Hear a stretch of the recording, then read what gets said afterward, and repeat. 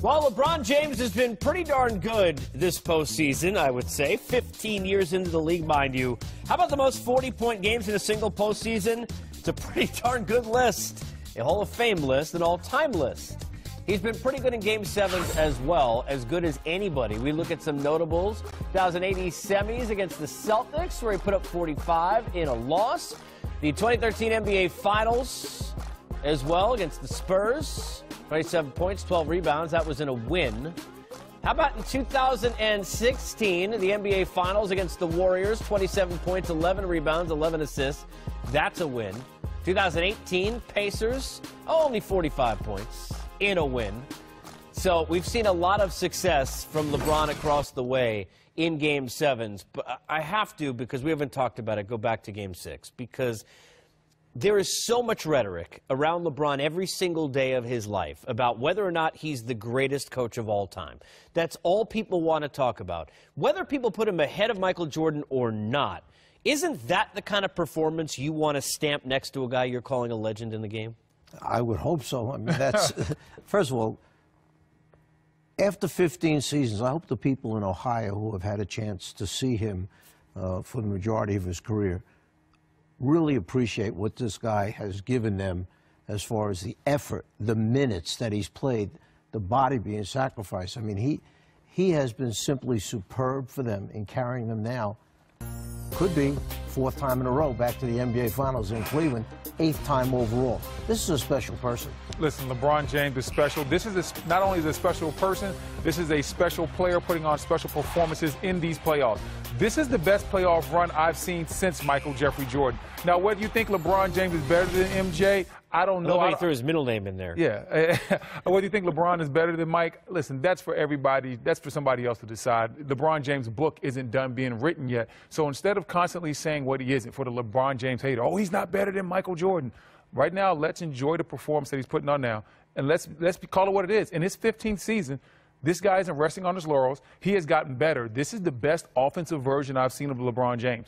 We asked him to become a better three-point shooter, a better mid-range shooter, develop a post game. He has developed all of that, and now he is flat-out unguardable. Ask the Indiana Pacers, ask the Toronto Raptors, and now you can ask the Boston Celtics. There is nothing that this guy can't do on the basketball court. As you can tell by his 5 threes that he hit last game, where he was absolutely on fire when the Cavs needed him to be. A lot of people hate on LeBron, but I think it's simply because they don't like the fact that he is catching up to Michael Jordan. Coach, if you're sitting there, you're Brad Stevens. Are you looking at what happened in Game 6 and almost saying your game plan is, you know what, LeBron's going to be LeBron. We know he's going to put up 40, 45 points, but we have to key in on stopping or limiting the rest as much as possible because there's no way to stop what LeBron is doing currently. Well, if you want to experiment, the time to experiment is Game 6, when you're going back to Cleveland's building. So if there's something in your mind you were thinking about, maybe we could do this against LeBron, do it in Game 6 because your chances of winning there weren't as good as they are here at home in your own building. Now I think Brad Stevens has to go back to the defense that he feels has been the most successful defense against LeBron James, understanding we're either taking everybody else out of the game and shutting them down. And if they do that, I'm not sure LeBron can get 80 tonight against them. Coach, I think you have to do the exact opposite. LeBron James has proven in these playoffs he can beat you by himself. He can go for 40 and get 15 assists. Ask the Toronto Raptors. He can have these huge type of numbers. But on the road, the Cleveland Cavalier role players haven't proven that they can hit big shots. Game 1, they were 4 for 26 from 3. In this playoff series, I think on the road, they shoot like 25% from the three-point line. So if I'm Brad Stevens, I'm doubling LeBron James early and often. I'm not allowing him to post up. Sometimes I'm going to throw him off and just run and jump at half court. I want the ball out of LeBron James's hands. If Tristan Thompson, J.R. Smith, Kyle Korver, and the rest of those other guys beat me, I can sleep at night knowing, you know what, their role players beat me, they were better than me. But if LeBron James, an all-time great, rocks me to sleep with an all-time great performance, I can't live with that. The guy has 7 40-point performances in these playoffs. I'm not going to give him a chance to get 8. Hey, Case, if you would have let me finish my sentence, that's what I was going to say. Well, Coach, hey, Coach, he just cut me off right in the middle of my sentence. Coach. He does it. Hey, I'll apologize. I'm sorry, Coach. I'll never apologize to you, Case. I'm never asking you a question ever again.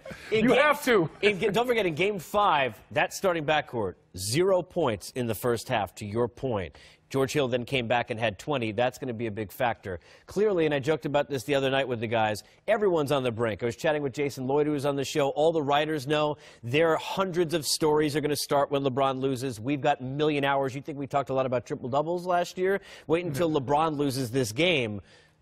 Does he consider that? I mean, how does he eliminate that? And how amazed are you that he seems to be able to somehow compartmentalize and eliminate all the questions that follow if he loses this game, Coach? I don't think right now he has any thought about worrying about any of that type of thing. I think he's so focused in on what he has to do.